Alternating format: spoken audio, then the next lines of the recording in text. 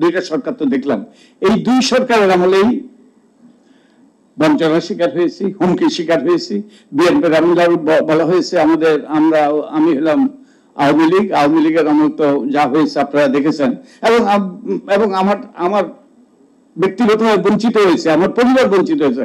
আমার ছেলে MIT-তে লেখাপড়া করেছে, স্ট্যানফোর্ডে লেখাপড়া করেছে, কেমব্রিজে PhD, তারপরে মানে ব্যাপকভাবে ওই যে তার ব্যাকগ্রাউন্ড ঢাকা বিশ্ববিদ্যালয় তাকে শিক্ষকতাতে বঞ্চিত করেছে। তারপরে তো আরো কথা, আমার বাড়ি আক্রান্ত হয়েছে, পুলিশের কাছে গিয়েছে, পুলিশ আমাদের মামলা নেয় নাই। তারপরে আরো বহু এই যে কত যে এই যে কাজ করার আমাদেরকে বিভিন্ন ভাবে হয়রানি করেছে। এই যে 30 তারিখে একটা দিবস পালিত হবে, কন্যা শিশু দিবস। আমার প্রচেষ্টা এটা শুরু হয়েছে, আমি অবাঞ্ছিত ছিলাম, ওই কার্যক্রমের কোন অনুষ্ঠানে আমি যেতে পারতাম না। এখন অনেক প্রতিকূলতার সম্মুখীন হচ্ছি, বিভিন্ন ভাবে অনেক রকম অপপ্রচার, অনেক রকম অবিচার এর শিকার হচ্ছে। এখনো ওবায়দুল কাদের তো বলতো যে যে কোনো সময় পেলেই ওবায়দুল কাদের বলতো যে বিএনপি, ওই TIBR আমাদেরকে বলতো। আজকে আমাদের সুযোগ, একটা অপূর্ব সুযোগ, এবং আমরা বিভক্তির রাজনীতি যদি করি, অন্তর্ভুক্তি করার পরিবর্তে আমরা যদি একত্রে কাজ না করি, অবশ্যই আমাদেরকে দায়বদ্ধ করতে হবে যারা ক্ষমতা আছে।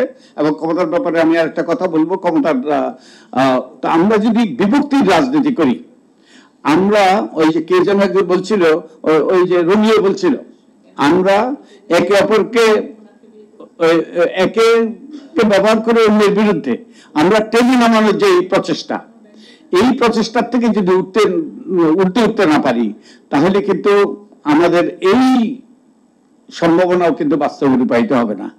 আর এই যে ক্ষমতা, যে আমাদের প্রত্যেকেরই আমরা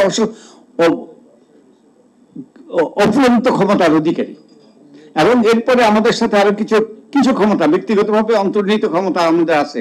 আর আমাদের প্রত্যেকেরই কিছু ক্ষমতা আছে, আমরা যেই অবস্থানে থাকি, যেই প্রতিষ্ঠানে থাকি, যেই কাজে করি। যেমন আমাদের উপদেষ্টা পরিষদের ক্ষমতা আছে, আমাদের যে যারা সরকারি কার্যক্রম পরিচালনা করে কর্মকর্তাদের ক্ষমতা আছে, আমাদের গণমাধ্যমেরও ক্ষমতা আছে। এখন এই ক্ষমতাটা আমরা কিভাবে ব্যবহার করি? এই ক্ষমতার কতগুলো বৈশিষ্ট্য আছে। একটা হলো ক্ষমতা কুক্ষিগত হয়, আর একটা হলো ক্ষমতার ব্যবহার করা হয়।